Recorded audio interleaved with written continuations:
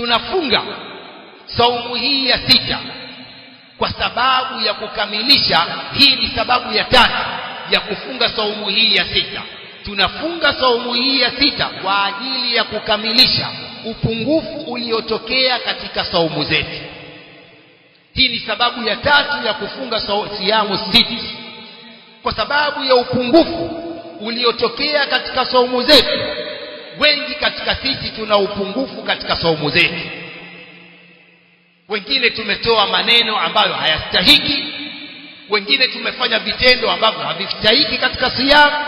Hii saumu ya sita inaziba upungufu ule, na ndio maana maulama wanasema kwamba siyamu siti min Shawwal karawatibil ba'diyya li Ramadhan.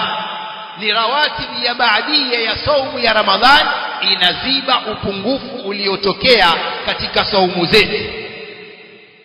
Kama vile rawatib za sala za sunna zinaziba upungufu uliotokea katika sala za faradhi.